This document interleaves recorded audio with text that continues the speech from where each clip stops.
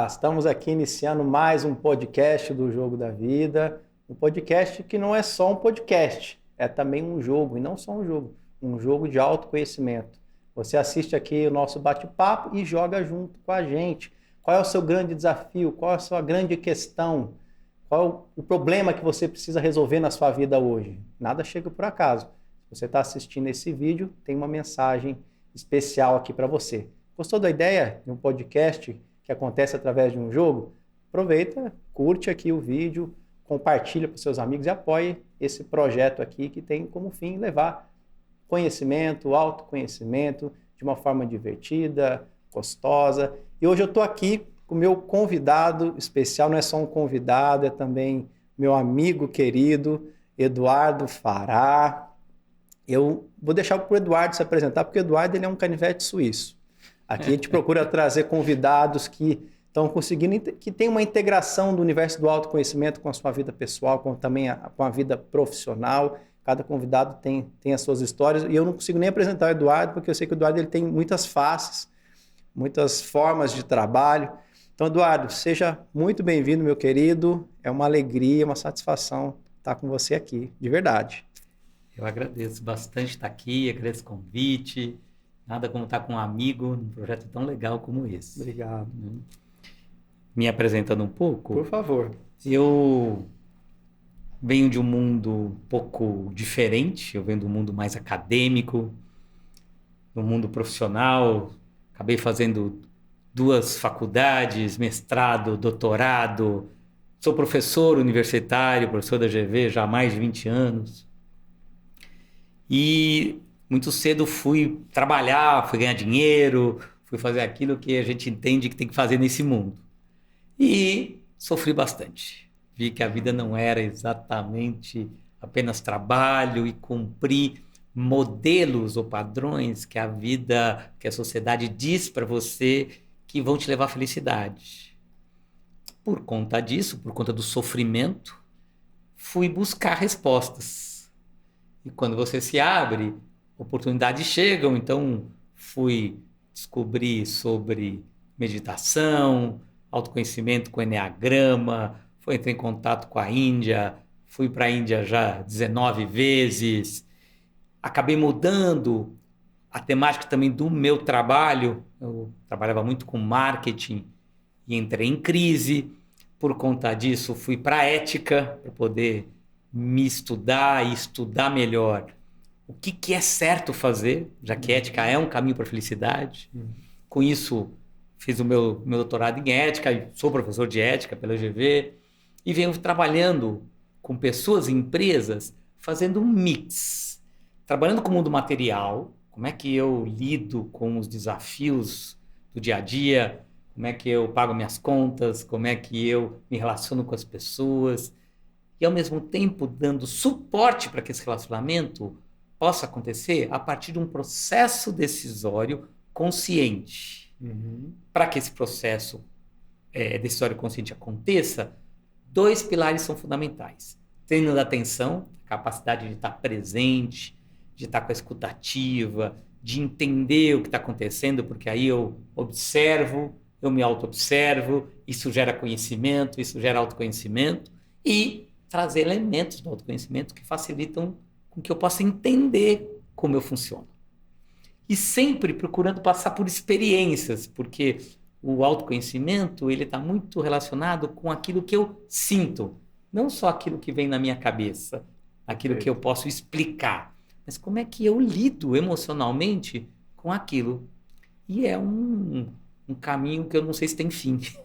Né? Você começa... Então, você está sempre aprendendo, sempre lidando com questões suas. Né? De uma maneira rápida, esse sou eu. Esse é Eduardo. É difícil a gente se definir, né, Eduardo? Ainda mais que eu sei que você tem uma jornadas aí tão profundas, tão vastas, né? E você também desenvolveu alguns jogos, né? Esse é um dos motivos de eu ter me conectado. Já lá, muito tempo atrás, o Eduardo me acompanhou quando eu ainda estava ali ainda com uma ideia de desenvolver uma rally. O Eduardo logo ali já tinha lançado um jogo também. Acho que você tem uns 2 ou 3 jogos aí. É verdade. Como é que é isso, Eduardo? Então, eu sempre gostei muito de jogo, principalmente pela questão de você pedir para o universo para ele te ajudar. Então, a sincronicidade ela acontece de maneira muito clara no jogo. Sim. Você tem lá X cartas, por que saiu aquela? É. Da onde veio aquilo? Então tem alguma coisa. E quanto mais você percebe isso, mais confiança você ganha no processo. Eu acabei desenvolvendo um jogo que procura chamar Siga o Mestre, que procura ajudar a pessoa a se olhar a partir de vários âmbitos. Eu tenho um jogo voltado para empresas, que é um jogo chamado Alta Performance.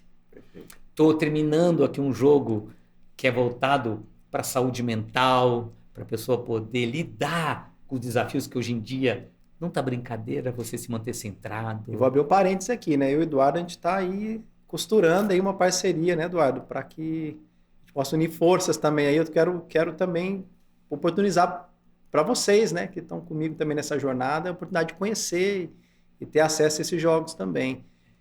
É verdade, essa parceria para mim é muito legal, porque muito legal. É poder levar essa linguagem para as pessoas de uma maneira que não fica tão pesado. Sim. Porque a gente vai ver que o autoconhecimento, às vezes, ele aperta um pouco. Você encarar aspectos seus, o seu orgulho, a sua luxúria, a sua vergonha. Costumo dizer que jogar é a forma mais leve e instigante possível para lidar com conteúdos tão desafiadores, tão profundos, né? Eu acho que o jogar, ele acaba abrindo algumas portas, né? O jogo ele te pega na curva. Vamos dizer assim, você se desarma porque está jogando, a pessoa, mas eu achei que ia ser só um processo tão divertido, mas de repente chega em lugares tão profundos, né? É interessante isso, né? É verdade, e você com isso evita um mecanismo humano que é as suas defesas, a sua resistência vir com tudo. Porque quando é alguma coisa muito profunda, a sua tendência é se proteger, é se fechar. O jogo, ele vai te levando. Malemolência, né? Ele tem lá um gingado próprio. Exato. Quando você vê, foi.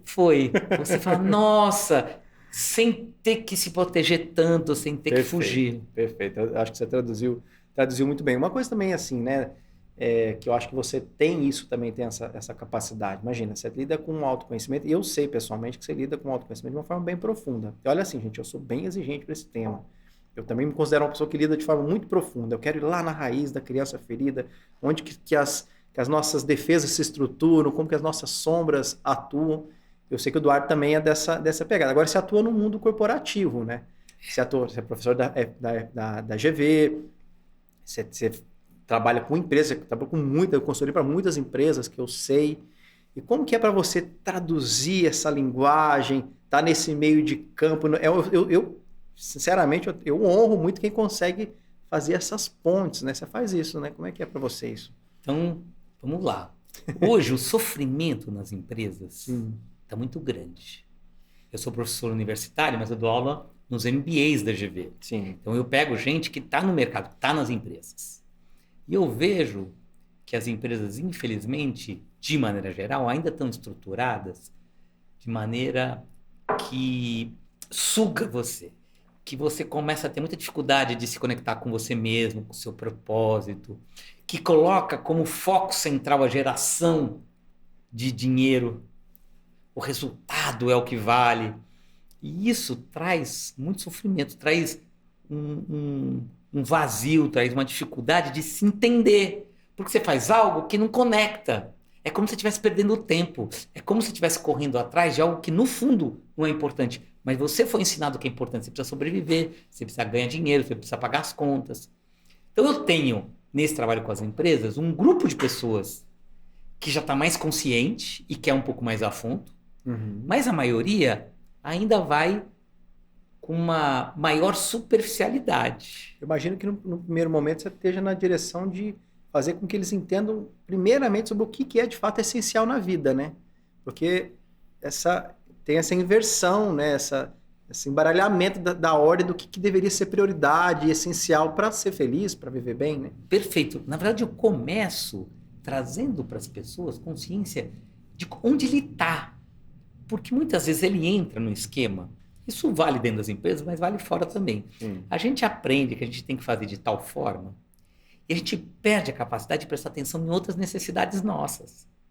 Então é normal trabalhar 10 horas por dia, é normal você não ter tempo de seus filhos, é normal você estar sempre viajando, a gente trabalha uma série de normalidades. A normose. A normose, normose. Né, que o Roberto Crema, né? Crema, não sei se era o Crema ou era quem trouxe a yoga para o Brasil a primeira vez, como é que ele chama?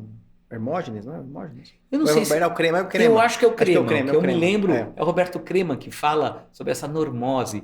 Porque é incrível como a gente acha que normal é bom. Normal é o que acontece muito. É uma curva normal, tem uma distribuição estatística. E que a gente olha o resultado e não está dando certo, né? Ou a quantidade de sofrimento, o aumento de doença mental, ansiedade.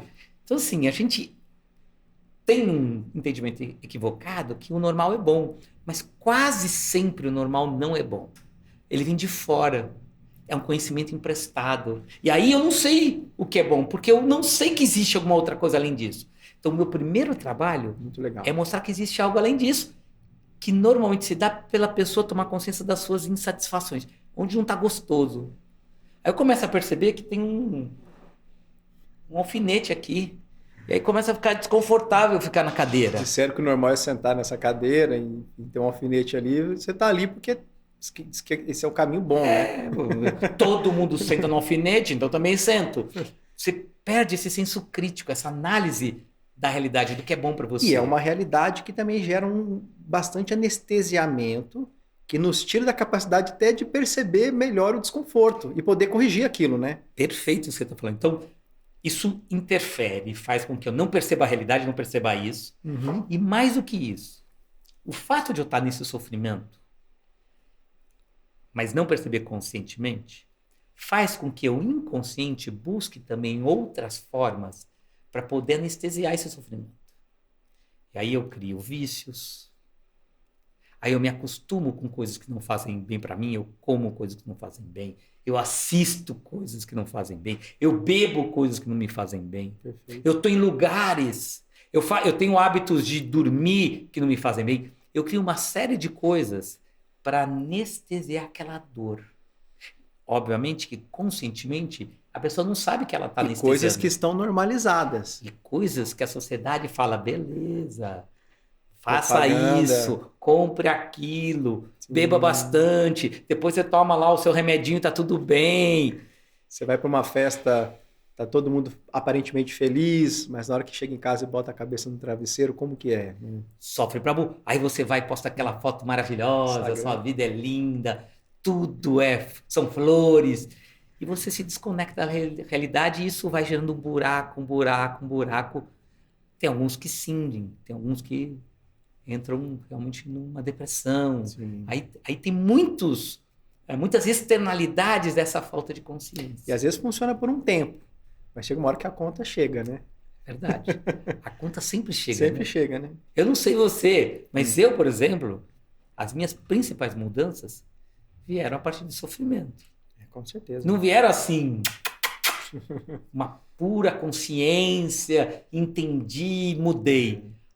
Óbvio, hoje eu já me permito mudar sem sofrimento, ou com muito menos sofrimento. Sim. Mas eu já tive que beber de sofrimento, né? Eu brinco de veneno, um sofrimento bem agudo, para realmente abrir mão da minha obstinação, de querer que as coisas fossem do meu jeito, de falar assim, peraí, tem alguma coisa errada, de fazer diferente. Nossa, esse ponto que você trouxe, eu achei ele tão assim fundamental, porque vamos pensar assim, né? Tantas pessoas falando sobre autoconhecimento, é um tema que está em evidência, né? Desenvolvimento emocional, autoconhecimento, né? Desenvolvimento pessoal. E assim, né? Nesse mundo fast food, né, que nós vivemos, as pessoas sempre estão esperando fórmulas fáceis, práticas, uma pílula para resolver a questão. E não só porque se oferta muito isso, mas porque na essência as pessoas elas querem isso. Então, assim, falar disso eu acho muito importante, né? O quanto eu estar disposto a sentir o que tem que sentir, isso não é confortável, não é gostoso, o quanto que isso é poderoso, isso é especial, porque isso realmente possibilita uma transformação real, profunda e verdadeira, até para chegar nessa fase que você falou, que hoje você já pode ter aprendizados, que não precisa ser sofrido, mas para chegar nesse amadurecimento, nesse lugar, você teve que se entregar, como você falou, você teve que ter essa disposição para sentir Porque para ser transformado, a água tem que trazer a luz da consciência primeiro, senão não é possível transformar, né? É verdade. Você está colocando é muito importante, porque escolher o livre-arbítrio não é qualquer coisa. Escolher tem muita responsabilidade. E quando você está cego em relação à realidade, quando você não está enxergando a realidade, você pode estar com os seus 2 olhos enxergando, vendo, mas você não enxerga. Que há uma diferença entre ver e enxergar. Você não enxergando a realidade, não vai ter jeito. Você vai tomar decisões ruins para você e para as pessoas que estão perto de você. Você vai trazer sofrimento para você e vai disseminar esse sofrimento. E isso é bumerangue, é a terceira lei de Newton. Isso vai bater na sua porta depois. Perfeito. E aí, para isso, precisa expandir a consciência. Eu sei que você também tem um trabalho, tem até um livro, né, seu, sobre mindfulness, né? Eu sei que, como é que é, então, a importância do mindfulness para desenvolver essa capacidade de enxergar, Edu? Então, eu aprendi que a nossa mente, ela nos dá bailes. Uhum. E não é a mente em si, é a incapacidade de eu saber usar a mente. É como se fosse a mente é uma ferramenta, um instrumento. E se eu não sei usar um instrumento, eu posso me machucar com esse instrumento. Posso ficar viciado num uso que me gera prejuízo. Eu era assim, e eu vejo que a grande maioria, para falar mais de 90 e poucos % da população, não sabe usar a mente.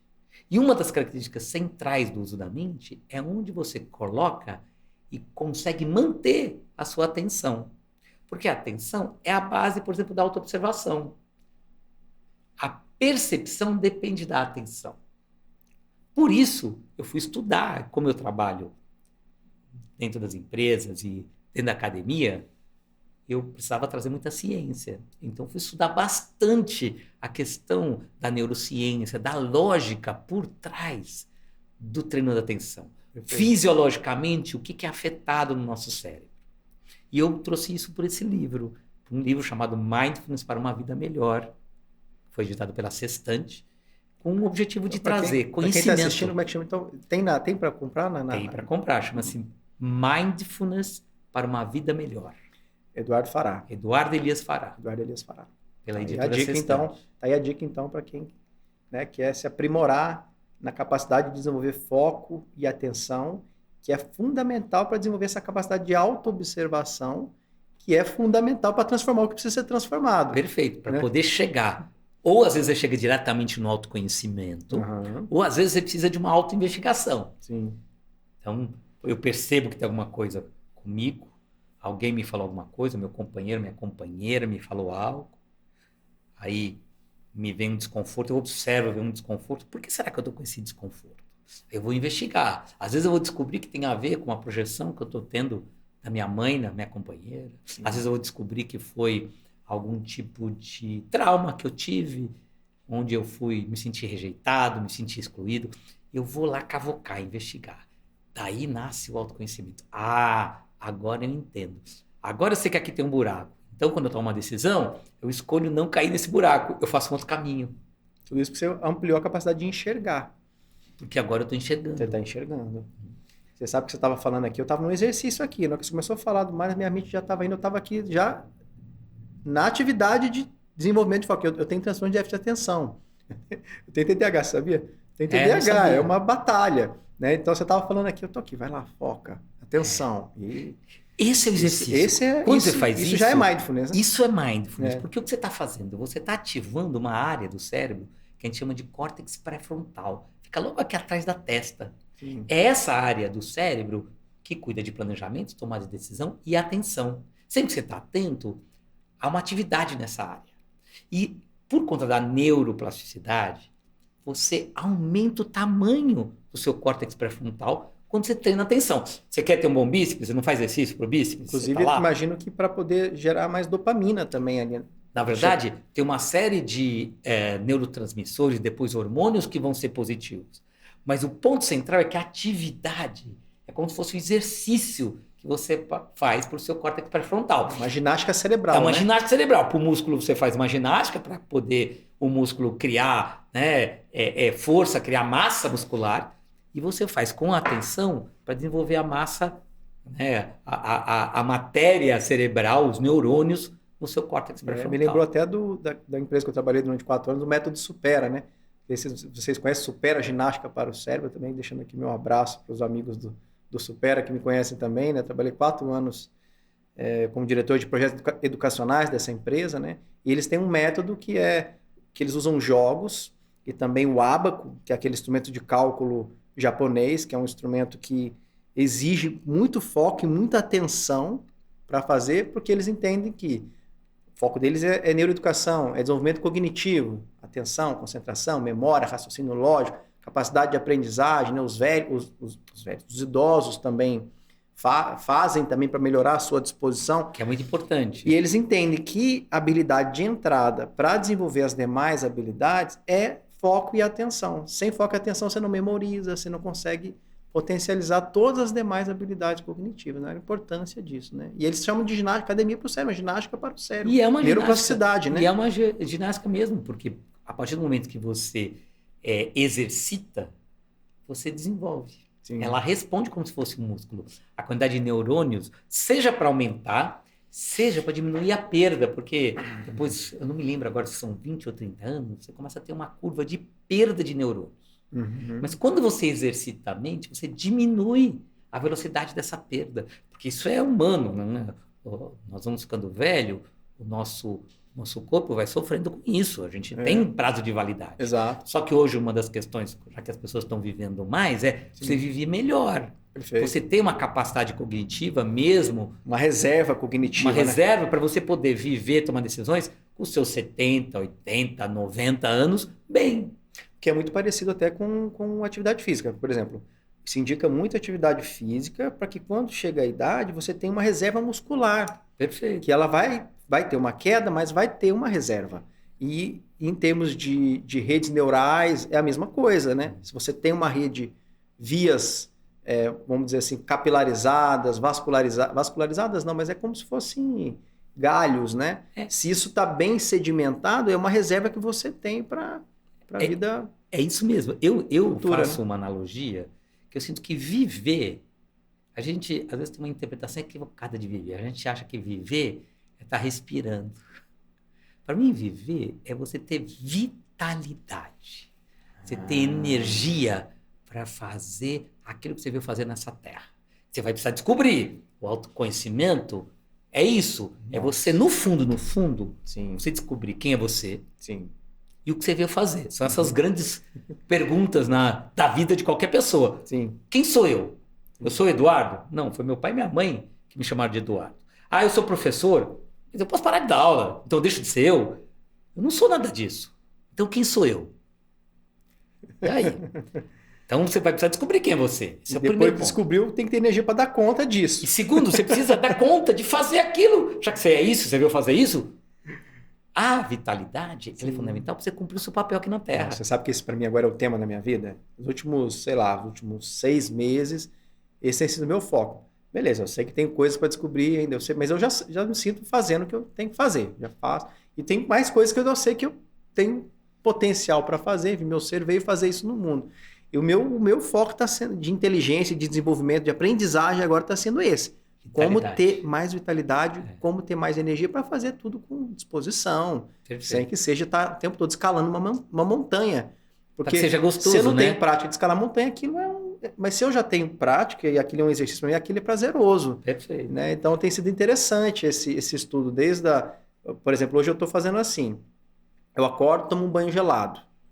Depois, que também é maravilhoso. Fica a dica aí, banho gelado é fantástico. Para despertar mesmo. Acabou, né? Banho gelado. Aí eu faço a minha prática, minha meditação, pelo menos meia hora ali de prática. Depois eu vou correr ou vou para academia. Aí volto, aí vou fazer meu desjejum saudável. E aí tô aprimorando. Suplementação, alimentação equilibrada. E a diferença, assim, está sendo fantástica. Então a gente que vai experienciando isso, claro que tem momentos que dá uma queda e eu vou tentando melhorar isso ainda, aquilo outro, porque tem muita coisa para fazer. Mas a gente vê as pessoas assim, depois que a gente começa a ter um pouco dessa experiência, eu vejo as pessoas assim, sofrendo para fazer coisas, ou procrastinando, ou paralisadas, sem energia. Mas ao mesmo tempo você vê a pessoa se envenenando. Fazendo tudo contra a própria Comida, energia. Bebida, o que ela assiste, horas de sono, tudo isso minando, em vez de trazendo vitalidade, tirando vitalidade. Agora, uma coisa que é desafiadora, né, Edu? Porque caminhar na direção da ampliação da energia é ter que sentir mais, né? Esse que é o desafio para todos. Eu também vivo meus desafios para todos nós, né? Então, tirar os amortecedores, que é o que também nos faz ficar sem energia, porque a gente fala que a gente quer ter vitalidade. Só que para ter vitalidade tem que sentir, né? Lembrei do livro do Alexander Lowen. Conhece o Alexander Lowen? Conheço. O Lowen é um grande mestre da bioenergética, da relação das emoções com o corpo, né? O corpo também com um mecanismo de catarse, de descarrego dessas emoções, dessas energias que estão paralisadas, né? Ele é um discípulo do Reich, enfim, da turma do John Perraco, são realmente uns grandes mestres dessa ciência, né? E a capa do livro dele é Alegria. Só que no livro dele, que ele vai falar que essa alegria ela vem dessa vitalidade, dessa disposição, ele vai o tempo todo aprofundar na nossa disposição e capacidade de sentir o que tem que sentir. A raiva, como que eu lido com a raiva? Como que eu boto essa energia para fora? Como que eu coloco ela para circular, né? É engraçado. Você estava falando, lembra muito esse conceito, a importância de entender esse conceito sistêmico, integral, que uma coisa está completamente ligada à outra. Tem uma frase que eu gosto bastante que diz que o que não está aqui não está em lugar nenhum. Eu quero trazer para essa nossa conversa que todas as minhas escolhas, elas se interagem. Então, aquilo que eu como, se gera vitalidade, mas aqui também, para poder ter vitalidade, eu vou ter que ter uma disponibilidade de viver o que eu tenho que viver, porque senão eu vou usar comida para não sentir. É uma interconectividade, uma interdependência, é uma integralidade que exige mesmo muita atenção para poder tomar consciência disso e ter força de vontade para ir além. Como é que você imagina? Você pode dar o que você daria de dicas aí para você, como também um profissional, para desenvolver essa força de vontade? Né? Que a gente precisa ter força de vontade para atravessar e ir para outro nível, né? Para outros níveis, né? Sem ela também a gente não consegue, a gente fica paralisado em alguns lugares, né? Tem algumas formas de você desenvolver força de vontade. A mais básica de todas é você se comprometer com algo e cumprir aquilo que você se comprometeu. É como se você fosse enchendo um tanque. Se eu me comprometo a fazer um pouquinho e faço aquele pouquinho, eu encho um pouquinho o tanque. Outra coisa, de novo, eu fiz, me comprometi, encho mais um pouquinho. Metas menores, metas mais menores, acessíveis. Porque você vai estar alimentando em você também uma percepção de que você dá conta. Isso é muito legal. Porque, no fundo, a gente se deixa levar por certas crenças, por pensamentos que dizem que a gente não dá conta. A gente diz que quer, mas tem, muitas vezes, pensamentos não conscientes que dizem, não quero. Eu quero sofrer mesmo. Eu quero sofrer, às vezes, porque eu quero mostrar para o outro, olha quanto você fez mal para mim, olha como eu estou sofrendo. Tem muitas razões que eu desconheço, que me impactam. Sabe que eu estou com uma prática agora que é assim, eu tenho lá o Trello, onde eu organizo minhas atividades do dia, né? Sei. Para mim é fundamental, né? Então, meus aprendizados da minha vida ultimamente foi que eu descobri que eu tinha TDAH. Eu tinha até um certo preconceito com esse tema, né? Porque todo mundo tem TDAH, mas enfim, né? E diagnostiquei, eu já sabia que tinha muita dificuldade de concentração, é sempre uma batalha para mim. Eu achava que como concentrar é difícil para todo mundo, eu achava que para mim era igual a todo mundo. Depois eu fui descobrir que tinha uma questão biológica mesmo e que isso exige alguns cuidados especiais. Um deles é a organização, né? As tarefas, o que eu tenho que fazer no dia. Então, eu estou bem aplicado ali. A primeira coisa que eu faço depois que eu fiz essas práticas é ir para o Trello, organizar o meu dia, o que eu tenho que fazer, o que ficou de ontem que ainda não foi possível. E aí eu coloco assim, do que eu tenho para fazer, coloco o que já foi realizado. Eu tenho a tabelinha de tudo que foi realizado. E aí uma prática que eu achei interessante é colocar tudo que foi realizado, que são coisas que aparentemente talvez não fossem tão importantes, mas que são. Então eu coloco lá, banho gelado, realizado. Desjejum e suplementação saudável, realizado. Enfim, pequenas coisas que são escolhas e que são exercício de desenvolvimento da força de vontade, que são vitórias pequenas, Perfeito. mas que tem que estar ali. É bom que eu registre isso. É isso que você está falando, não é? Isso mesmo. Não é? A força de vontade está ligado com o direcionamento da sua energia. Sim. Você me lembrou falando isso? São 2 autores. O William James, que é um psicólogo americano há mais de 100 anos atrás, e mais recentemente, um cara que eu gosto muito, chamado Otto Scharmer, que eles falam que a energia segue a atenção. Olha. Onde você põe a sua atenção é para onde a energia vai. Então, se você está pondo atenção naquilo que você está realizando, você está pondo energia naquilo, o seu sistema está sendo alimentado com eu estou fazendo, estou realizando. Diminui a culpa, a pressão. Você, se tem mais autoconfiança, Uhum. é um círculo virtuoso, ascendente. Muito legal. Então, é muito importante esse foco que você coloca, porque você reconhece e, ao mesmo tempo, dá força para aquilo que é bom para você, para a sua capacidade de escolher conscientemente e fazer aquela sua escolha, Que pode, realizar. que pode até ser ali na minha listinha, por exemplo, tá descanso. Que de repente eu preciso daquilo que é importante, às vezes eu tenho que tomar uma decisão de descansar, Que é porque senão algo a gente vai e ia tomar, perde que é energia. algo fundamental Fundamental. descansar. Para você, quando você descansa, você tem mais para dar. Eu, por exemplo, a gente está falando de vitalidade. Sim. Nem sempre eu consigo fazer isso. Na verdade, na maioria dos dias eu não consigo. Mas como eu gosto de um dia que eu consigo dormir meia horinha depois do almoço. Na verdade, são 20 minutos. Meia hora para deitar até dormir e acordar. Eu morei na Espanha. Sim. Então, onde eu morava, que era em Barcelona, Como é que eles chamam de sexta? é siesta. Siesta. Rapaz, que coisa boa. Você tá ali, eu acordo cedo. Normalmente eu acordo 5, 6. E aí você comeu, dá uma e meia, você dá aquela deitadinha. Quando você acorda, uau! E tem empresas que já têm até política disso, que já tem lá os lugares para descansarem, é espaço pra parte fazer do isso. processo de descansar. É. Escolas também que tem isso. Que a cadeira ela vira uma caminha, assim que as crianças vão lá, botam um tapa-olho e tem aquela 20 minutinhos para descansar mesmo. Porque isso te torna, digamos assim, mais saudável, porque você é como se tivesse um boom novo de energia, sabe? Você tem uma recarga. É. Agora, óbvio que isso não é uma regra para todo mundo. O que é bom para mim? Eu preciso experimentar. Não adianta alguém me falar, faça isso. Eu preciso experimentar para ver se isso realmente é bom para mim. Mas também, se eu não experimento, como é que eu sei que eu não gosto de uma coisa se eu nunca provei? Nem pensa, né? A criança precisa provar. Eu me lembro, uma vez minha filha, ela disse que não gostava de jabuticaba. Eu falava, filha, prova jabuticaba. Até que um dia que ela provou e gostou. A minha filha, uma vez eu tive que convencer ela que pizza era bom. Até ela comer a pizza. Descobri que era bom, né? Não tem outro saudável, jeito. mas é um exemplo. Porque a experiência que nos traz entendimento. Sim. Ou melhor a palavra, talvez, seria compreensão. É a experiência que faz com que você compreenda. Você entende cognitivamente, mas você compreende quando você une o entendimento com o sentimento. Bacana, nosso papo tá muito legal, né? Acho que agora a gente pode ir pro jogo. Vamos pro jogo? Ótimo. Por exemplo, um jogo é uma forma realmente mágica de acessar esses lugares que a gente está falando. Sim.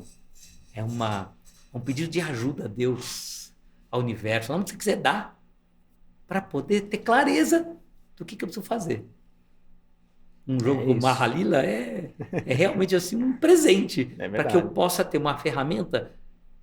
E é muito importante, até antes de fechar esse raciocínio, que a gente tenha humildade.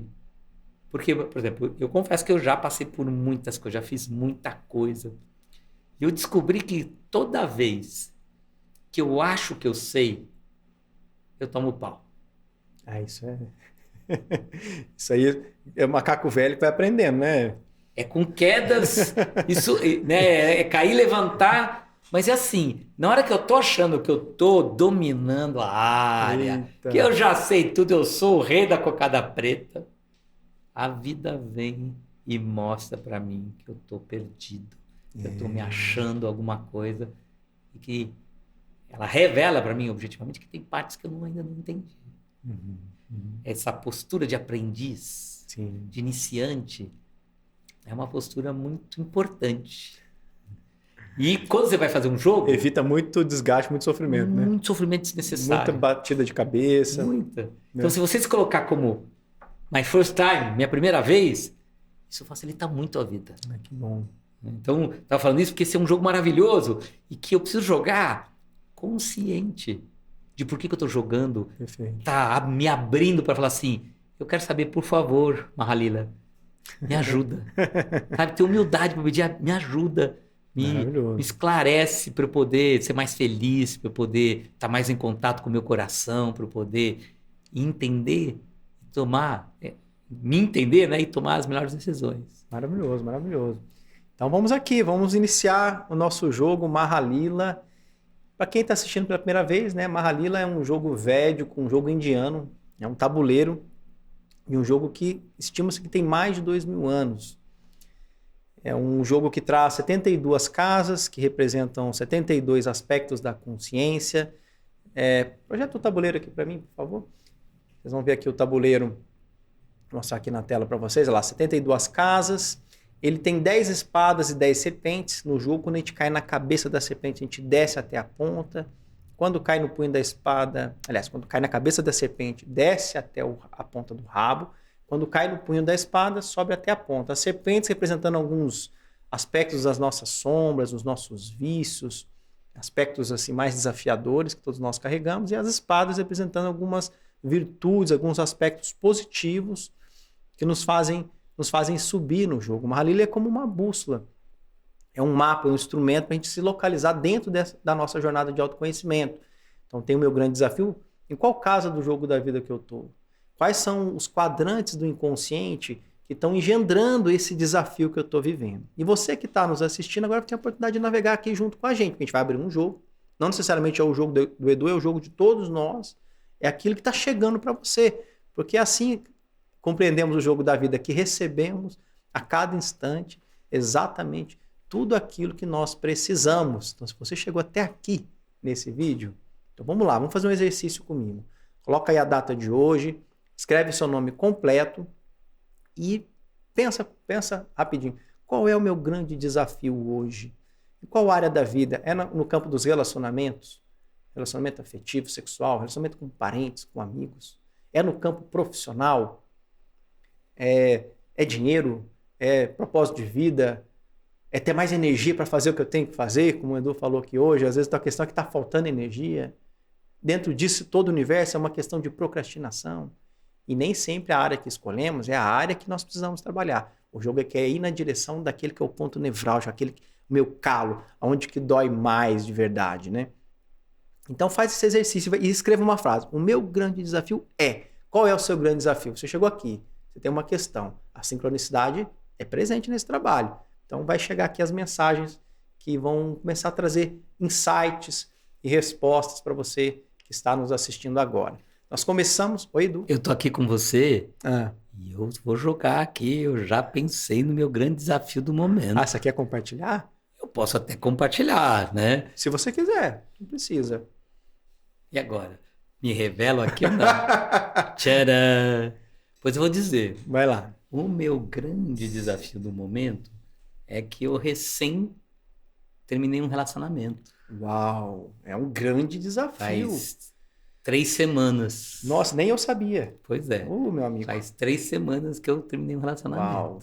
E o meu grande desafio do momento é lidar com os sentimentos que vêm de um término.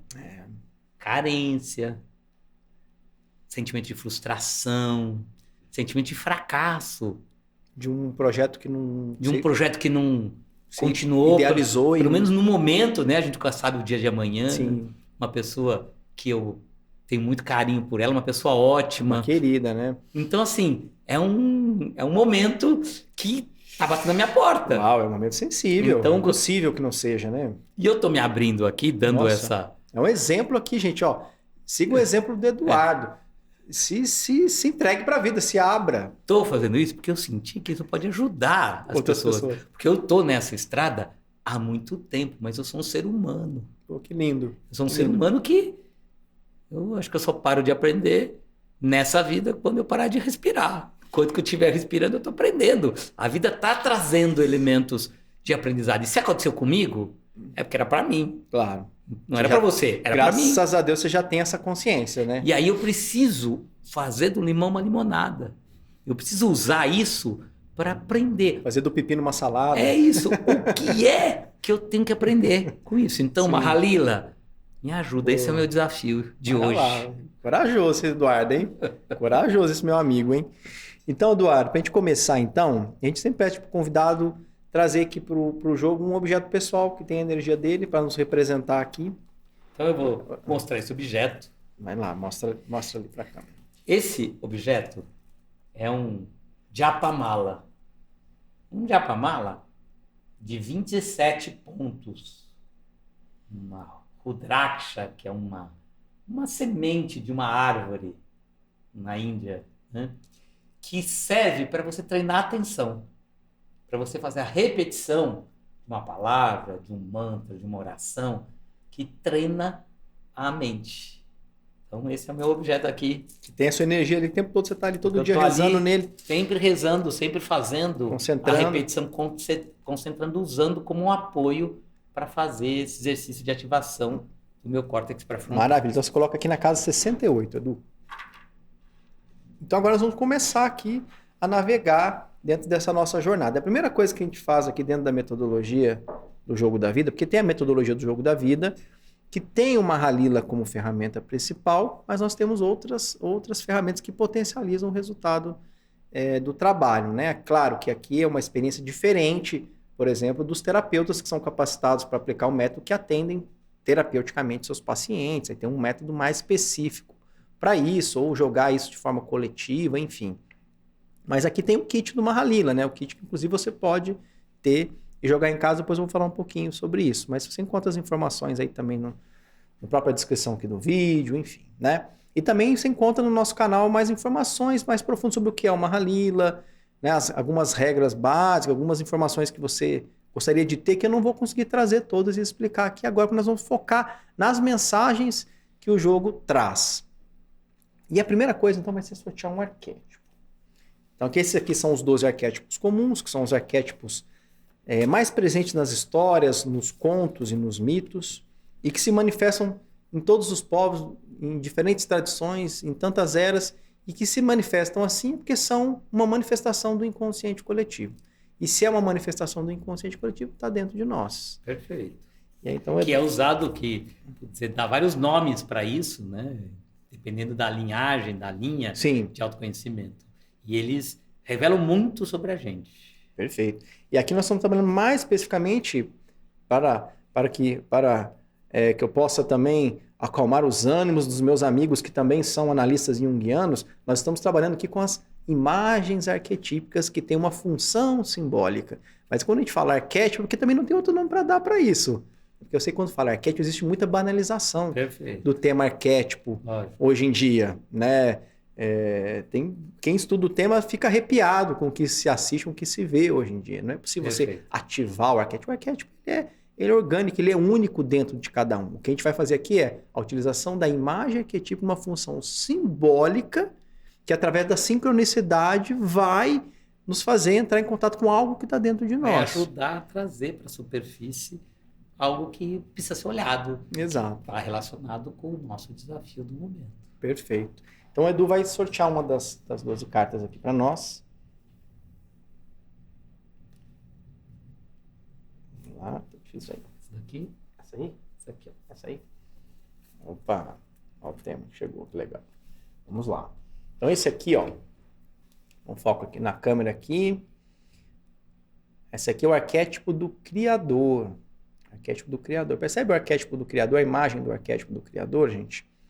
O arquétipo do Criador é interessante, acho que faltou uma parte aqui do material que eu não coloquei aqui. Deixa eu aproveitar e colocar aqui na mesa.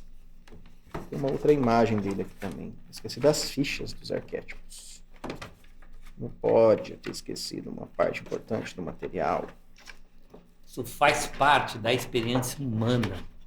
A gente cometer erros. Ah, sim.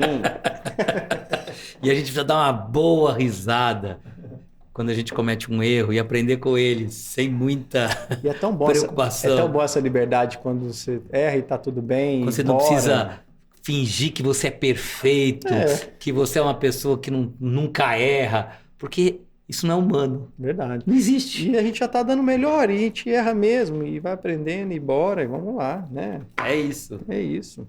Então aqui, ó, vou ganhar uma outra imagem para vocês aqui do arquétipo do destruidor. Gente, isso aqui são, para quem não conhece, aqui são as fichas dos arquétipos, ó. Elas têm as informações principais de cada um dos arquétipos, é parte do material também do jogo da vida, hein? Vamos lá. Criador aqui, ó. Vou mostrar também essa imagem para vocês. Tá. Arquétipo do criador. Vou até deixar ela aqui com você, Edu. Depois você quiser ir dando uma sapiada, o que está escrito aí, o que te chama atenção disso tudo. Não precisa nem tentar relacionar o que é a meta, o que é a dádiva, o que é o medo, os níveis ali, o chamamento. Vai aí do que está escrito, o que te chamou a atenção. Eu vou falar um pouquinho aqui do arquétipo do criador. Então, o arquétipo do criador, gente, obviamente está falando da nossa capacidade, potência, a nossa capacidade de criar. E uma coisa muito interessante, fazendo um link aqui, até com o Eduardo, o tema que o Eduardo evoca também, que é o mindfulness, diz que tudo aquilo que é criado nasce do silêncio. E tudo aquilo que é criado de forma original, Perfeito. Que não é cópia. E o Criador, ele tem essa força de nos provocar a imprimir a nossa marca no mundo. Mas não é imprimir porque a minha marca tem que ser impressa no mundo. Qual que é a tua essência? Qual que é a tua fragrância? Então, ele está convocando você a compreender qual que é esse seu tom, essa sua nota, essa tua essência, essa tua fragrância, e como que você vai espargir isso, como que você vai entregar isso de alguma forma para o mundo. Então, ele vai fazer a ponte entre a essência e a concretização dessa essência. E quando vem esse arquétipo é porque já é possível. Então, teria outros arquétipos que iriam trabalhar primeiro na busca do que tem que aprofundar para chegar na essência. Ele não, ele já está falando, tá, agora é hora de conectar essa essência e imprimir isso no mundo. E é muito legal que está aqui o Eduardo, porque o Eduardo, ele é um criador. O Eduardo, ele criou jogos, já escreveu livro, né? Tem trabalho para empresas, tem trabalhos também no campo, no mundo universo de grupos de autoconhecimento que eu sei que eu acompanho. Ele manifesta, eu posso falar que estamos aqui com um convidado que manifesta, sim, já esse arquétipo, para que todos nós, né, estamos sempre evoluindo em novas oitavas de emplacar o nosso propósito de vida. Perfeito. Agora, para quem estava em dúvida se a sua questão era relacionamento ou era trabalho, quando vem esse arquétipo, ele está um pouquinho mais voltado para o campo do trabalho. Apesar de que se a sua questão é relacionamento, ele vai falar sobre criar novas relações que tenham um na minha essência. Então, Edu, joga a bola para você. Então, vou aqui, olha só que coisa. Eu adoro a sincronicidade. Ela sempre me ensina a ter humildade e atenção. Olha só. Eu trouxe um desafio que eu estou vivendo, né, 3 semanas de um rompimento. Numa fase disso, você tem uma fase que a gente chama de luto, né, que você não tem muita clareza do que você vai fazer agora. Eu estou nessa fase. Estou recolhido, me olhando. Vou fazer só um parênteses aqui, lembrando que esse podcast aqui é um podcast que está gravado. Então, pode ser que quando você esteja assistindo esse podcast, o cenário do Edu já seja outro, tá? Lógico, é bom avisar. É só hoje, é só agora. Eu me permiti me abrir porque a coisa aconteceu. Eu pensei nisso, que eu ia fazer um paralelo do meu processo também nesse tempo agora. Aí eu já pensei, não, peraí, eu tenho que falar isso antes, porque depois pode ser que eu já esteja em outro momento. Daqui a 6 meses, né? O que é isso? A pessoa vê, daqui 2 semanas. Daqui amanhã, né? Hoje mesmo. Mas, dentro da sincronicidade, veio... E eu senti que era esse arquétipo, essa imagem arquetípica. E eu estou hoje terminando o último capítulo de um novo livro. Hoje? Estou terminando arrepiei, o último capítulo de um livro grande que vai se chamar O Poder do Respeito e Suas 7 Leis Fundamentais. Uau!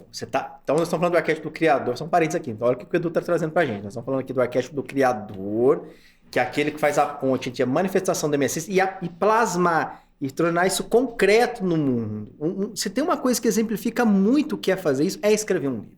Perfeito. E escrever um livro, eu tenho um amigo que diz que é como sangrar, né? É que assim, soltar lá do fundo e botar, porque a gente é aquele momento que todos os nossos não, a gente vai entregar o nosso tesouro. Toda não vai dar resistência, pra guardar tudo. mais. E hoje é o último dia.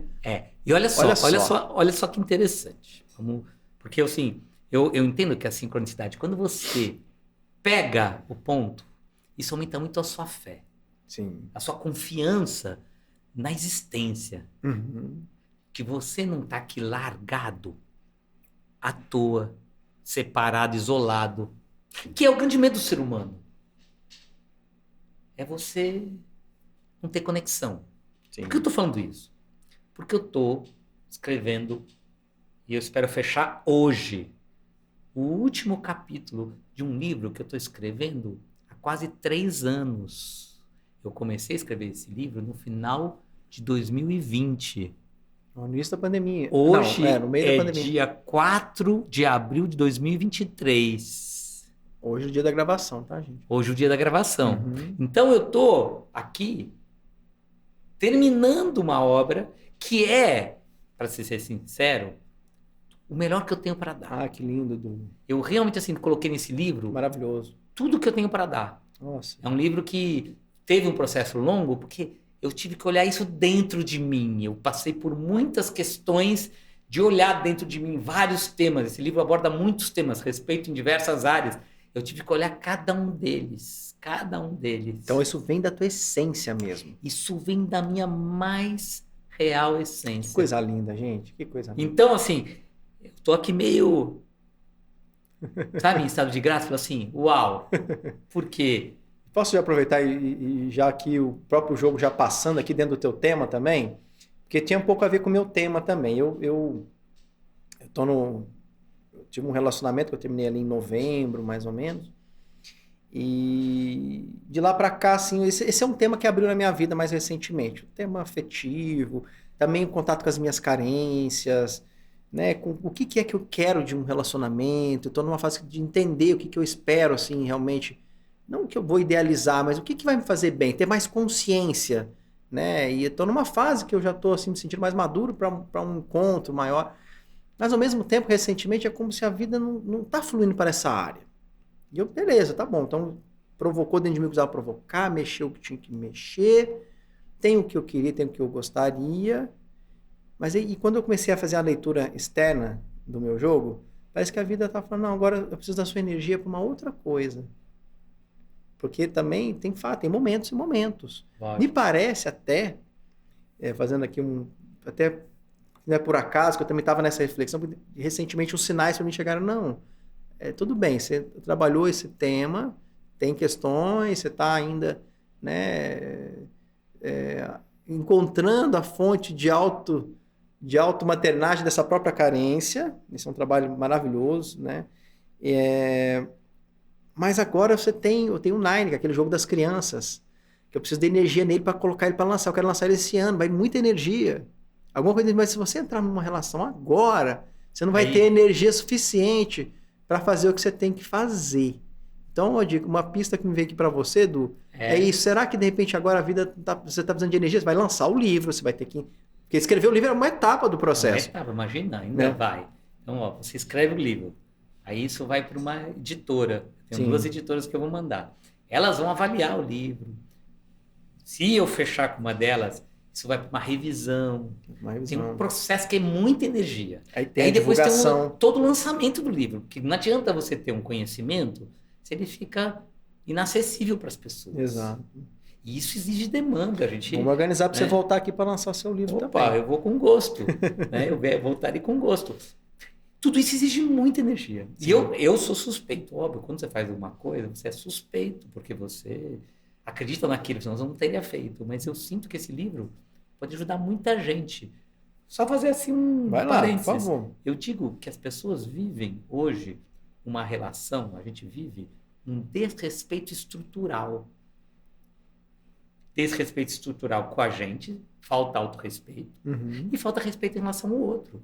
Olha o mundo como ele está. Respeito. Começa com a gente Começa mesmo. com a gente mesmo. A gente não se respeita, a gente não respeita o que a gente precisa, nossas necessidades.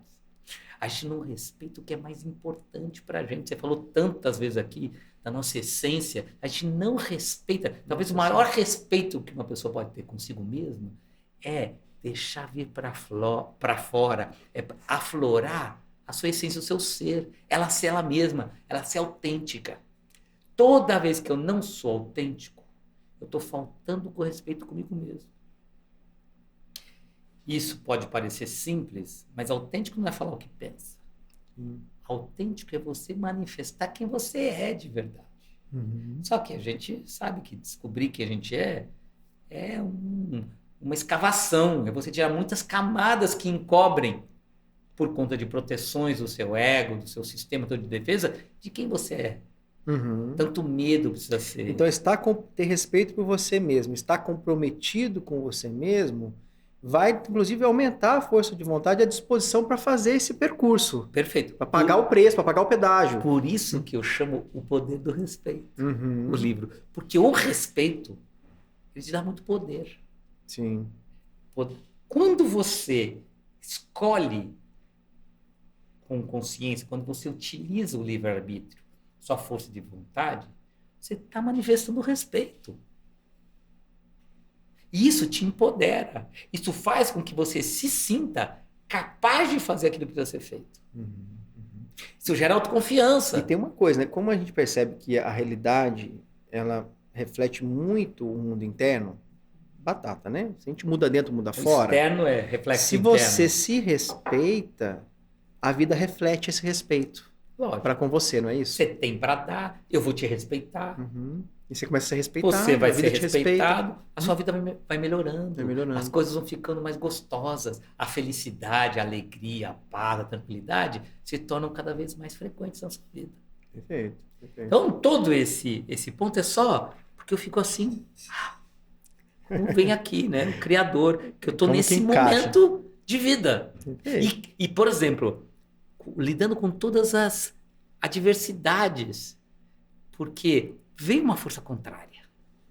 Isso é importante dizer, né? Vem uma força contrária minha. É uma jornada heróica, né? É uma jornada heróica. Tem as minhas resistências de poder brilhar, de poder estar de verdade manifestando quem eu sou. Então, na minha fase da jornada, embora eu já consiga fazer isso muito, eu não estou totalmente purificado. Eu ainda tenho aspectos que jogam contra. E eu reconheço esses aspectos.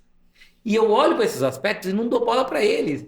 Continuo fazendo. Mas eu não os ignoro. Quando eu falo não dou bola, eu não dou atenção. Não dou energia para eles. Você não fica de bobo na história. Eu não fico pensando, ai meu Deus, não. Mas eu estou vendo as resistências. Estão ali. E, obviamente, quando você traz um tema desse, você também sofre resistências de fora. Porque não é tão simples você trazer esse conhecimento. A gente vive, né? Há uma estrutura contrária a isso. Existem estruturas que não querem que isso aconteça. A gente vive numa estrutura que privilegia o amortecimento, a ilusão. Até porque dentro de nós, né, existe, numa linguagem que acho que até a gente trabalha de forma comum, né, estruturas que são como complexos autônomos, né, que têm vida própria, que não querem morrer. Né? Então, essas estruturas que são as nossas sombras, por exemplo, o nosso tirano interior, por exemplo, estruturas dentro de nós que estão ali, que nasceram para proteger uma ferida, mas que agora elas têm vida própria como entidades dentro de nós e elas não querem morrer. Então, elas jogam contra, porque é o fim delas. Vou dar um exemplo específico nisso. Você vai escrever um livro, aí você quer escrever o seu melhor, certo? Certo. Só que você tem que tomar cuidado com o perfeccionismo. Senão você não... Porque se você ler 10 vezes aquilo que você escreveu... Você não sai do lugar. 10 vezes você vai querer modificar aquilo. Então, aquilo que pode parecer uma coisa legal, que é a sua essência se manifestando, não é. E o perfeccionismo torna mais pesado, mais duro fazer. Às vezes você nem consegue fazer nada por conta do perfeccionismo. Não consegue, porque esse crítico interno, esse tirano interno, cruel, vai dizer para você que não tá bom o suficiente. E aí você trava. Você tentar 1, 2, 5, fala, eu não dou jeito mesmo. E aí, como você sabe que toda vez que você vai fazer isso, vai ser pesado por conta desse tirano, escrever ou fazer uma coisa, é pesado, então você nem faz. Você cai fora. Cai fora. Então, olha só que interessante como é que isso funciona. Essas são as resistências que a gente tem dentro. Sim, perfeito. Vamos pro jogo? Estamos aqui, agora a gente vai caminhar 4 casas. Tá. Vamos sincronizar um pouquinho com o time, a gente conseguir fazer essa jornada. Então, gente, resumindo aqui, o jogo com o Edu, ele está aqui hoje, o Mahalila, o jogo ele é autorizado quando a gente tira um 6 no dado. No entanto, esses podcasts eu já tá autorizado, porque eu já me alinho com o jogo, até para convidar, primeiro eu já jogo o dado para ver se o convidado está autorizado para mim, então você já estava autorizado. Tá bom. Então, o jogo começa na casa 68. Essa questão de regras, quem está nos assistindo, não se preocupe muito com isso. Eu vou deixar aqui no meu canal um vídeo específico para quem quer entender as regras, quer entender o que é o jogo. Tem várias outras fontes. Aqui a gente foca na mensagem. E entra no jogo, recebe a mensagem. Começa na casa 68, a gente desce para a casa 1, que é a casa do nascimento. E aqui a gente passa por todas essas estruturas. A gente entra na ilusão, depois a gente passa, que é o próprio esquecimento de si nesse mundo. A casa da ira, que é quando a gente sofre os primeiros choques de abandono e rejeição, e a gente sente raiva dos pais, entendemos que tem algo de errado com a gente, então ali entra a autodestrutividade, então se eu sou culpado eu vou ser punido, vou me punir antes que a vida me puna. Ali estabelece os pactos de vingança, não recebi o que eu queria, então não vou dar o que eu tenho para dar. Todos nós passamos de alguma forma por isso, na nossa criança. Aí vem a primeira cobiça, que é o desejo de ser amado pelos pais, porque o pai, aqui na casa 4, né? Cobiça, loba. Porque o pai e a mãe é o mundo da criança. E aí, então, a criança entende que ela não foi amada porque tem algo de errado com ela. Vem a segunda cobiça, né? Que é o eu que ela idealiza para poder ser amado por esse pai, pela mãe. Então, ela bota toda a energia vital na direção desse eu idealizado e nasce um tirano interior que está ali para nos garantir que cheguemos nessa imperfeição. Todos nós passamos por isso. Passamos pela casa 5, que é a casa do chakra básico, também do elemento terra, da chakra relacionado à sobrevivência, corpo físico, mas também a base da Kundalini, a base da energia vital, onde está assediada a Kundalini, a serpente da Kundalini, a base da serpente da Kundalini, apesar da sexualidade se manifestar no segundo chakra, é ali na base que ela está ali, que está a força de vida, a força vital. Como eu me desconectei do êxtase divino, que é a da casa 68, quem está ali sediado nessa casa? A dama do tabuleiro, que é a luxúria, que a gente sabe que é a mãe da preguiça, a mãe da gula, mãe de outras matrizes, né? E ela, como eu desconecto o êxtase divino, ela vem com seus pratos, fornecendo um tipo de prazer e nos prende ali na base. Ela é a grande agente de Maia. Gente, eu sei que às vezes pode ficar um pouco confuso trazer tudo isso de uma vez. É só porque é uma introdução rápida mesmo. Lembra que tem uma aula específica sobre isso, tá bom? E aí a gente vai então para a casa 6, que é a casa do apego e do condicionamento. Então, o Edu, você, eu, todos nós com a nossa história, com o nosso caminho, que em algum momento tortuoso, sim, com os nossos erros e acertos, com as nossas estruturas de defesa, com a nossa persona, a nossa personalidade, aquilo que acreditamos que somos, né? Aquilo que é o personagem. Você acredita que é esse corpo, você acredita que é esse nome, você acredita que é essa história. Então ali tem uma identificação. E é aqui que o jogo começa, até que a gente possa entregar o personagem, para que a gente possa ir além do personagem. Mas para entregar o personagem tem que ter o personagem. Para desapegar tem que tomar primeiro. Você me lembrou aquela frase que diz assim, uma fruta só cai do pé quando ela está madura. Olha aí. Então, é isso. Para poder ir além do jogo, primeiro tem que jogar o jogo. Não dá para ir além do jogo. A gente está aqui para quê? A gente está aqui para jogar esse jogo. Só quer entender depois um pouquinho mais sobre o meu propósito do jogo, ser como ele é. Vou deixar também aqui materiais para vocês. Beleza? Talvez já até tenha aqui no canal. Casa 6, casa do apego, casa do condicionamento. E aqui vamos fazer a nossa primeira jogada. O Edu representando todos nós aqui.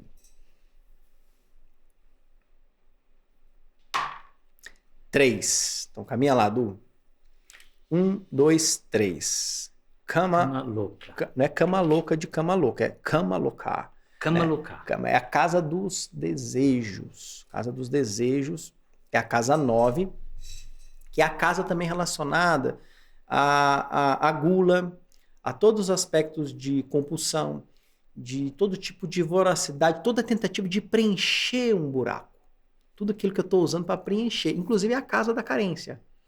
Então, é aquela casa que nos remete lá à busca do seio materno, daquela nutrição materna, daquela nutrição feminina. E qual que é o desafio dessa casa para todos nós, né? Porque ela está dizendo que, sim, que há uma certa desconexão da nossa real necessidade. Que vamos tentar preencher de alguma forma, mas que não preenche. Né? E aí o convite da chave da casa 9, que é a casa dos desejos, a pergunta-chave é: qual é a necessidade real? E sabemos que a necessidade real exige com que a gente tenha que trazer sentimentos mais desafiadores para vir à luz, para que esses sentimentos verdadeiros possam ser de verdade nutridos. Né? Então essa assim, é a base, é a tal da cuia sem fundo, que nada preenche. Sei. Né? E aí?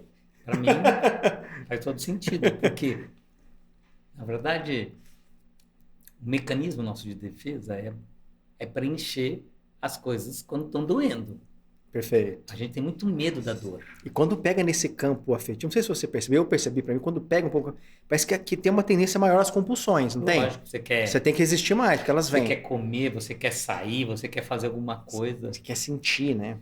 Porque você não quer sentir. Não quer sentir, eu falo prazer, ou uma outra coisa, mas não quer sentir o que precisa. Aquele desconforto, Sim. aquele sentimento mesmo de carência, de fracasso. Você percebeu que no momento que você teve que passar por esse processo, que você teve que despender mais energia do que o normal para fazer as coisas que você tem que fazer? Eu percebi, mas para mim o ponto principal, para ser honesto com você, que eu percebi, Sim. Eu precisei de mais exercício de foco. Porque é como se tivesse aspectos meus querendo me levar para ficar num pensamento compulsivo. Tá mascando aquilo. Sabe aquele pensar, tem um nome que está me fugindo aqui, quando você fica com aquilo pensando, é um pensamento compulsivo? A miséria suculenta? Não, tem um nome para isso que não me veio agora. Tá. Que você fica ali com aquilo que é um gerador de prazer negativamente orientado. Isso. Você tem um prazer ali, mas um prazer ruim retroalimentado. Que se retroalimenta e te mantém preso. Então, uma coisa que eu percebi é uma necessidade de estar muito atento para não entrar nisso. Isso exigiu mais de mim. Exigiu mais de você. Exigiu muito mais de mim. Claro. Sabe? Os exercícios de atenção, principalmente na hora de dormir. Principalmente na hora de dormir. Quando você vai dormir aproveite as dicas do e você aciona aquela carência, porque veio uma memória. Poxa, como eu estava feliz, como era bom. E deve mexer em memórias de outras situações antigas que são reeditadas, enfim, que tocam esses pontos. No fundo, para mim, eu consegui enxergar uma conexão com uma coisa muito lá de trás. Muito lá de trás, perfeito. Mas isso exigiu de mim mesmo, assim, uma calma, uma paciência. Muita paciência. Respira. Porque não é dizer que foi gostoso. Não foi gostoso. Eu não vou dizer nem que não foi gostoso. Ainda não está gostoso. Perfeito. Essa é a verdade. Ainda tem um desconforto. Mas exige um comprometimento. Exige uma atenção direcionada para você não se deixar levar por isso. Porque a tendência é você se deixar levar. Porque a mente vai aproveitar disso e vai cavalgar naquilo. Lógico, vai pedir para você alimento comer para mais, vários eus dentro de nós, você né? ficar mais distraído. O eu sofredor é prato cheio. Isso alimenta o seu pior. Sim. Alimenta a sua prisão, as correntes que te mantêm não consciente. Eu imagino então que o desafio seja, né? Como estar presente, estar atento, a mente não ficar ali focada naquele assunto, mas ao mesmo tempo ter que estar presente no sentimento que está vindo, porque também não tem como negar, porque é exatamente a presença que vai transformar. Esse é o estudo fino, Então eu né? vou abrir uma coisa aqui que eu achei interessante, que eu fiquei me observando. Sim. Porque eu tô triste, mas eu tô bem. Eu não tô mal. Sim, porque você está presente.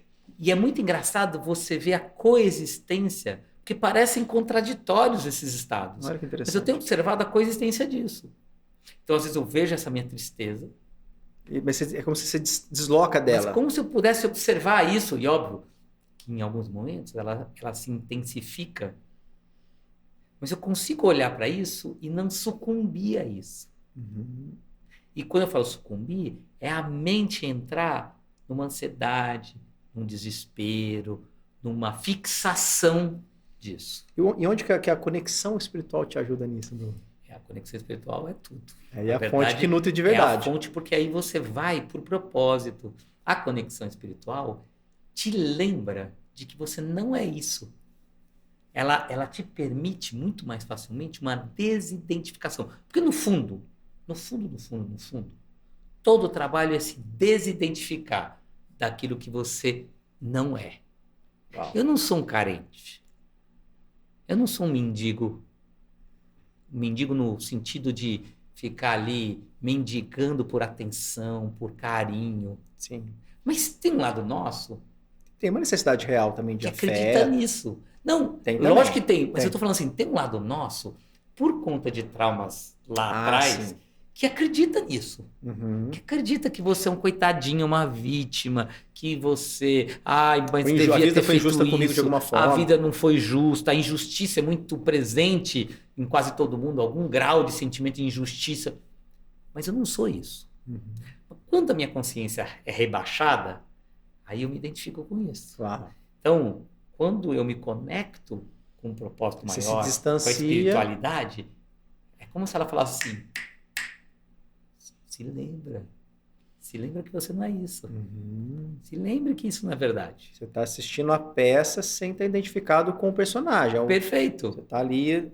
Você né? vê aquilo, Claro. você não finge que você não tem aquilo, Isso. mas você sabe que aquilo não é você. Aquilo é só uma parte que está precisando ser trabalhada para ser transformada. Perfeito. Você recebe a lição ali.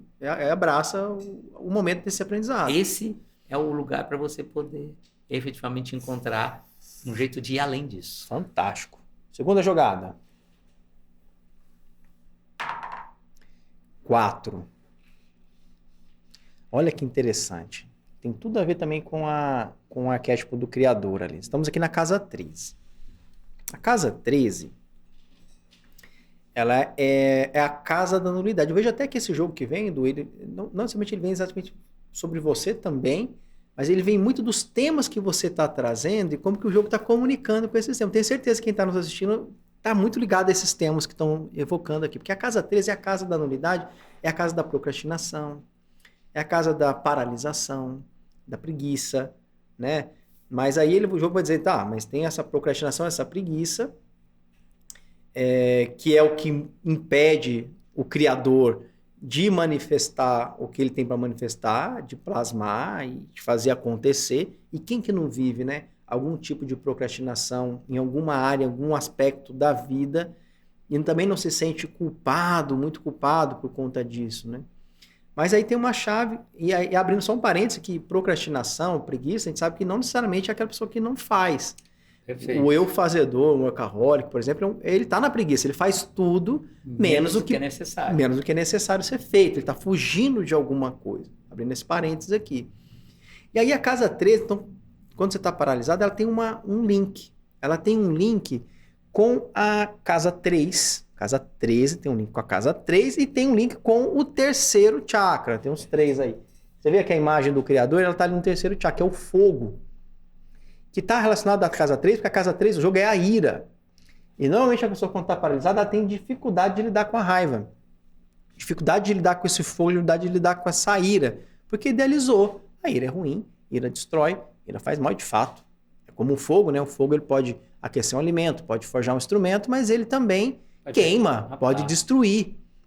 E muitas vezes as pessoas estão paralisadas porque elas idealizaram o eu que elas não podem sentir essa raiva. Né? Não podem sentir isso. E aí se paralisa de alguma forma. E essa energia vai se voltar contra si mesmo. Através da autodestrutividade. Eu vou começar a atrair pessoas mais agressivas, enfim. Aquela coisa que você está paralisado, aquela pessoa que precisa fazer uma faxina na casa, está cheia de bagunça nos cantinhos, e ela vai deixando, no dia que ela faz, quando ela vai ter que mexer, você vê que a pessoa está mais estressada, ela está com raiva de ter que fazer aquilo. Por quê? Porque me mover a ter que sentir isso. A gente teme entrar em contato com isso e se voltar contra a gente. A gente teme se queimar com esse fogo, né?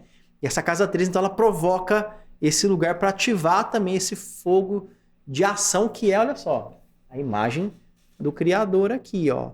No terceiro chakra, esse fogo realizador, né? E aí, meu amigo? Pois né? é. O que você diria para os nossos ouvintes? Porque imagina, não vejo a procrastinação como um tema seu. Só por questão do criador aqui, pelo amor de Deus.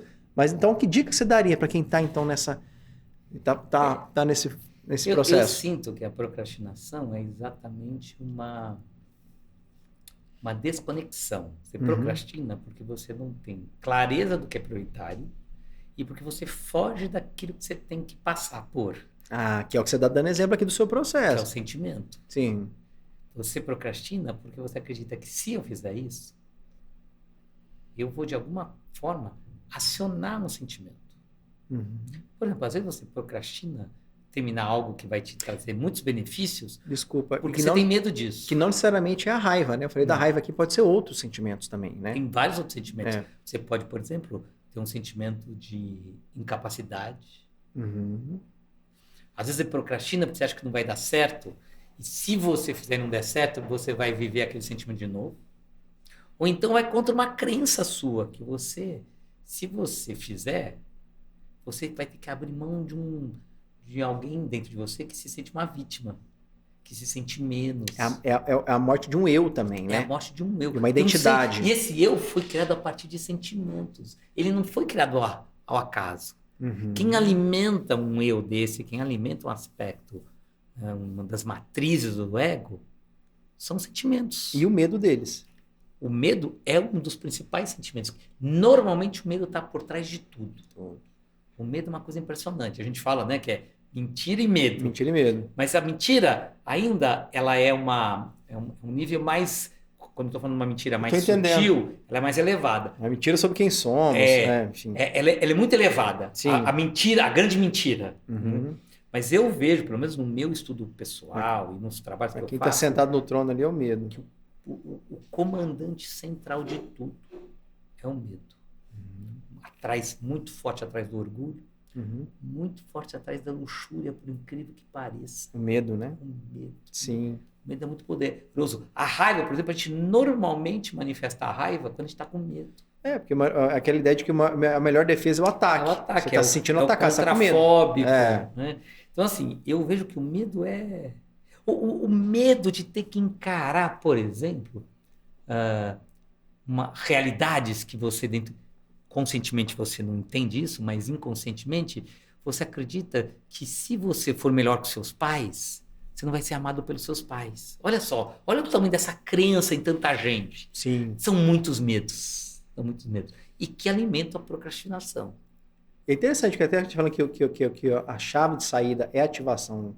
Eu falo do terceiro chakra, que é o Manipura Chakra, que é o fogo, representa também o guerreiro interior, a coragem. A coragem, que também é um antídoto aí também. É um antídoto. Você ter coragem. Né? Você lembrou aquele livro, né? Propósito da coragem de sermos quem somos, né? Porque é isso, esse é o ponto central. É você ter coragem. Coragem para encarar seus sentimentos. E coragem aí mesmo com medo, né? Coragem não é ausência de medo. Não é ausência de medo. Coragem. Age com o corpo, com o coração. É um valor muito nobre a coragem. Terceira jogada. Sou eu? Você jogou? Você joga. Vamos lá que nós estamos... Nosso tempinho está um pouquinho ali já. Ok. 5. Casa 13. Olha que legal. E aqui nós vamos então para a casa 18. Casa da Alegria. Eba. Eu acabei não mostrando aqui, né? As imagens para os meus amigos. Mas aí, olha, na edição do vídeo eu vou colocar... Vai ter aqui as imagens, né? As imagens das cartas. A gente coloca também para todos poderem chegar. Mas a gente tem cartas aqui, gente, ilustrativas, com cada uma das casas do jogo, como essa carta aqui, aliás, por exemplo. É um trabalho gráfico incrível, né? Tem um capricho aqui, né? Tem. E a casa 18, então, que é a casa da alegria, né? Então, essa casa da alegria, que ainda está aqui na segunda linha do jogo, né? Porque a gente tem, por exemplo, lá em cima, a Nanda Lokar, casa da bem-aventurança. Você tem Suka, que é a felicidade, né? Mas a alegria, aquela alegria que é importante no caminho. Os tesouros que a gente vai encontrar no caminho durante a jornada do herói. O herói ele só não vai se realizar quando ele chega, vence o antagonista e finalmente ganha, né, o grande tesouro ou o elixir, enfim. E tem recompensas que surgem no caminho. É importante a gente ter a alegria também como um elixir, como algo que vai nos nutrir durante essa jornada que é desafiadora, né?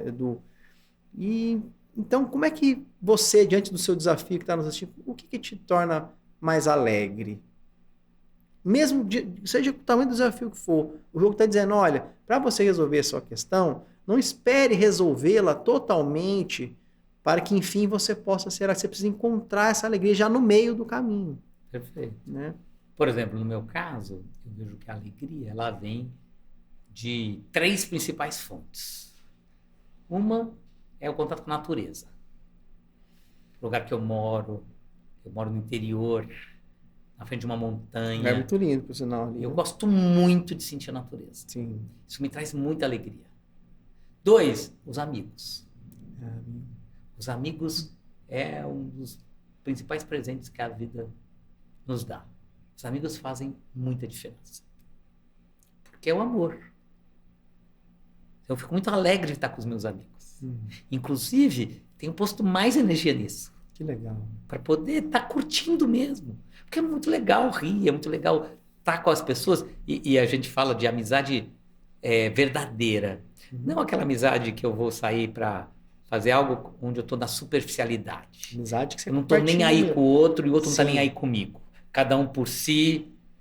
Isso não é amizade. Como que é difícil evoluir disso para uma amizade presente? Mas é importante, soma, você só consegue ser amigo sendo amigo. Você só consegue ter amizades sendo um bom amigo. E sabendo o valor da amizade. Dando valor, querendo, né, o bem-estar e a saúde do outro, se colocando à disposição para ajudar, torcendo pela pessoa, de verdade, ficando feliz pelo brilho do outro. Isso é maravilhoso.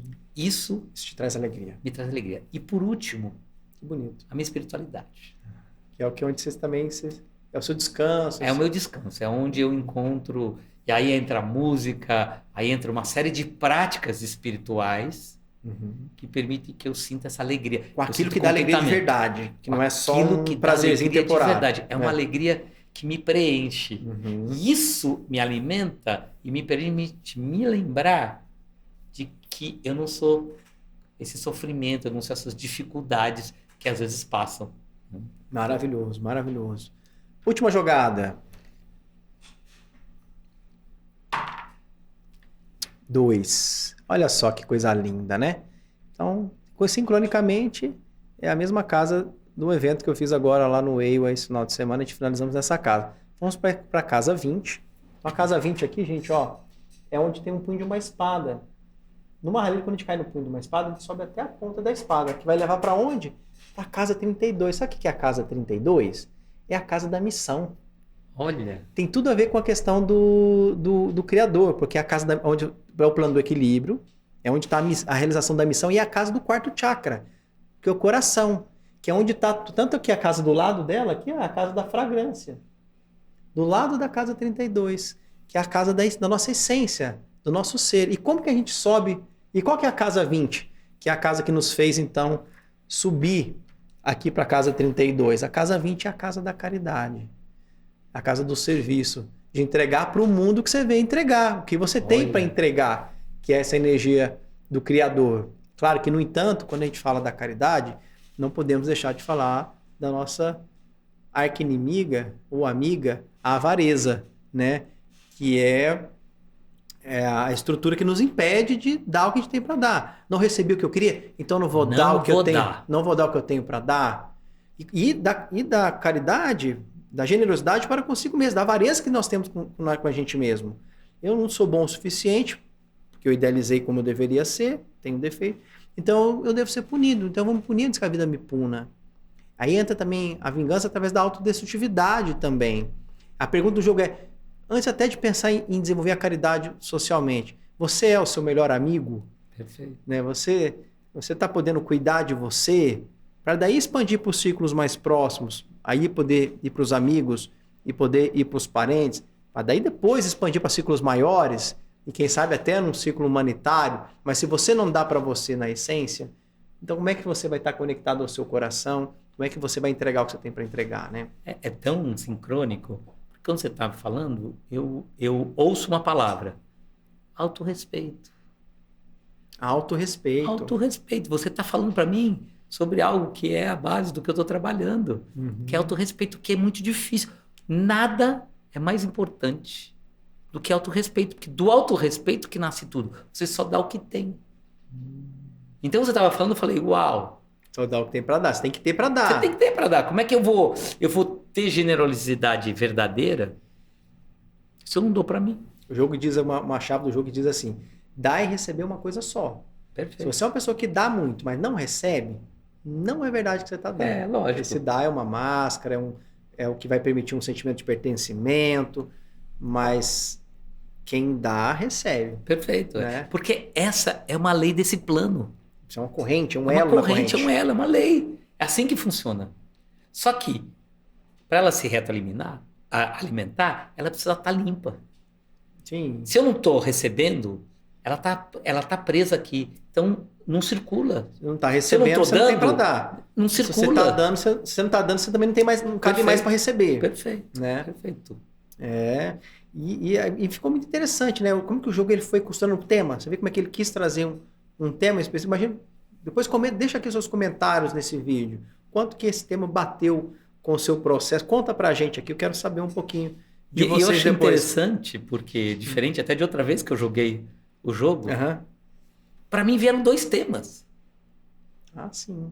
Olha só que interessante. Sim, é verdade. E os 2 temas foram trabalhados.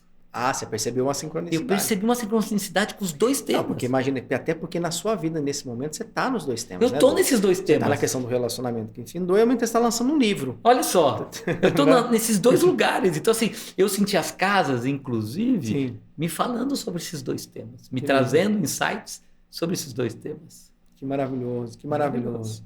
Então vamos caminhando aqui para o fechamento do nosso bate-papo de hoje.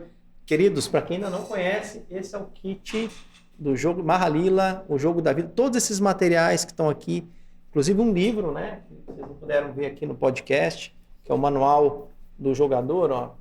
Todo colorido, todo ilustrado, com as informações de cada uma das casas. No início aqui ensinando como jogar. Vem incluído no kit também 3 aulas ensinando passo a passo para ficar bem simples para você jogar o jogo. Então, mais informações sobre como adquirir o jogo tem aqui também na descrição desse vídeo. Você que é terapeuta, né, que quer uma metodologia mais instigante, mais prazerosa e profunda e que gera resultado e também que ajuda, inclusive, a atrair novos pacientes, porque as pessoas estão buscando formas mais instigantes e dinâmicas para lidar com esses conteúdos sensíveis. Então tem também a possibilidade da formação da metodologia do jogo da vida através do jogo Mahalila. Compartilha aqui esse vídeo, curte aqui, segue a nossa página. Se você gostou, né, do que a gente está entregando aqui, quer apoiar também aqui esse trabalho, apoiar esse projeto, não deixa de fazer isso. Eduardo Fará, muito obrigado, meu amigo. Foi uma alegria estar aqui com você. Eu adorei. Eu achei assim que fluiu maravilhosamente bem. Você entrou de cabeça no jogo. Obrigado assim, pelo exemplo de entrega, de vulnerabilidade, que é o que precisa tanto nesse mundo. Eu acho que assim, mais do que falar sobre, você mostrou para mim, você mostrou na prática o que é isso que a gente está falando aqui.